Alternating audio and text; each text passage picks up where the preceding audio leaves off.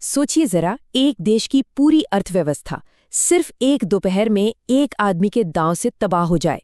हम बात कर रहे हैं अरबों के नुकसान की, आसमान छूती ब्याज दरों की और एक ऐसी राजनीतिक शर्मिंदगी की जिसने इतिहास ही बदल दिया। ये कोई फिल्म की कहानी नहीं है, ये हकीकत थी ब्लैक वेडनेसडे की। वो तारीख थी 16 सितंबर 1992, एक ऐसा दिन जो ब्रिटेन की आर्थिक दुनिया में एक भूचाल लेकर आया और हमेशा के लिए सब कुछ बदलकर रख देने वाला था। तो चलिए कहानी के पहले हिस्से में चलते हैं और ये समझते हैं कि आखिर ब्रिटेन उस वक्त इतनी नाजुक हालत में फंसा हुआ क्यों था। अब इस पूरी कहानी को समझने के लिए एक चीज को जानना बहुत जरूरी है, ERM। इसका पूरा नाम है यूरोपियन एक्सचेंज रेट मैकेनिज्म।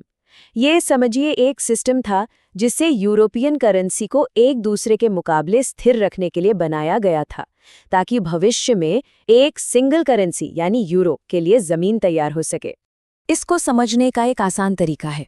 इसे एक तरह का फाइनेंशियल बंजी कॉर्ड समझिए। हाँ, एक ऐसी रस्सी जो सभी यूरोपीय करेंसी को एक साथ बांध कर रखती थी ताकि कोई भी बहुत ज्यादा ऊपर नीचे न हो पाए। लेकिन इसमें एक प्रॉब्लम थी। ब्रिटेन इस क्लब में काफी देर से शामिल हुआ था और उनकी करेंसी पाउंड को जर्मनी की बेहद मजबूत करेंसी ड्यूशमार्क के साथ बहुत कसकर बांध दिया गया। अब उस वक्त जर्मनी की इकोनॉमी तो तेजी से बढ़ रही थी, लेकिन ब्रिटेन की इकोनॉमी स्ट्रगल कर रही थी।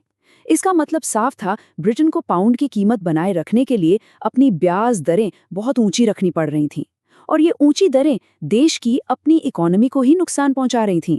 वो एक तरह से बुरी तरह फंस चुके थे। और ठीक इसी वक्त कहानी में एंट्री होती है उस शख्स की जिसने इस कमजोरी को भांप लिया और उसे एक जबरदस्त मौके में बदल दिया। ये हैं जॉर्ज सोरोस, एक ऐसे इन्वेस्टर जिन्हें कई लोग एक बड़ा सट्टेबाज भी मानते हैं, यानी वो जो मार्केट की चाल पर बहुत बड़े दांव लगाते हैं। उन्होंने ब्रिटेन की हालत देखी और उनका नतीजा बिल्कुल साफ था। ये ज्यादा दिन नहीं चलने वाला, पाउंड को तो गिरना ही पड़ेगा। यूके गवर्नमेंट सिर्फ ब्लफ कर रही है। तो उन्होंने सिर्फ सोचा नहीं, इस पर एक ऐतिहासिक दांव लगा दिया। उन्होंने पाउंड को शॉर्ट करने का प्लान बनाया। अब ये शॉर्टिंग आखिर है क्या? चलिए इस प्लान को 4 आसान स्टेप्स में समझते हैं। पहला स्टेप, आप अरबों पाउंड उधार लेते हैं। दूसरा स्टेप, आप उन सारे पाउंड्स को फॉरेन बाजार में बेच देते हैं। तीसरा स्टेप, जब इतनी बड़ी मात्रा में पाउंड बिकते हैं तो बाजार में घबराहट फैलती है और पाउंड की कीमत तेजी से गिरने लगती है।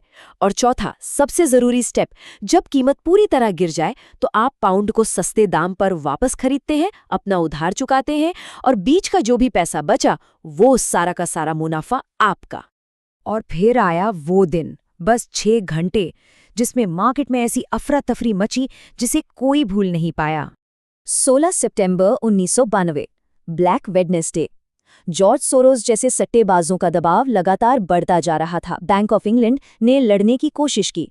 उन्होंने पाउंड की कीमत बचाने के लिए अरबों पाउंड खरीदने शुरू कर दिए। लेकिन सुबह 11 बजे तक सरकार को ब्याज दरें 10% से बढ़ाकर 12% करनी पड़ी। जब इससे भी बात नहीं बनी तो दोपहर 2:15 पर ऐलान किया गया कि दरें 15% तक बढ़ाई जाएंगी, पर कुछ भी काम नहीं कर रहा था। आखिरकार शाम 7:30 बजे ब्रिटेन ने हार मान ली और ERM से हटने का ऐलान कर दिया।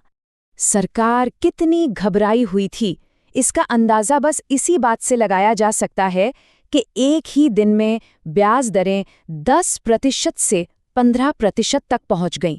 सोचिए जरा, किसी के होम लोन या बिजनेस लोन की दर कुछ ही घंटों में इतनी बढ़ जाए। देश में एक तरह से फाइनेंशियल पैनिक का माहौल बन गया था। सरकार की कोई भी कोशिश, कोई भी चाल काम नहीं आ रही थी। मार्केट में पाउंड की बिकवाली रुकने का नाम ही नहीं ले रही थी। ये साफ हो चुका था कि सरकार पूरे मार्केट के खिलाफ ये लड़ाई नहीं जीत सकती। तो चलिए अब देखते हैं कि इस पूरी उथल-पुथल का आखिर नतीजा क्या निकला। यहाँ फाइनल स्कोर कार्ड बिल्कुल साफ है।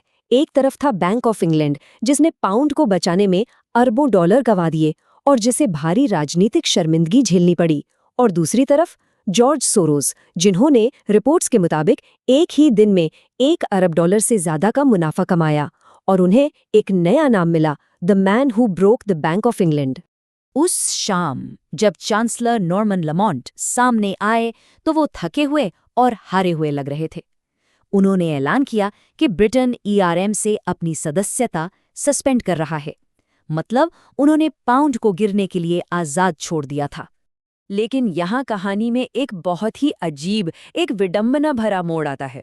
ईआरएम से बाहर निकलने के बाद पाउंड की कीमत गिरी, जिससे ब्रिटेन के एक्सपोर्ट सस्ते हो गए और अर्थव्यवस्था को एक जबरदस्त बढ़ावा मिला।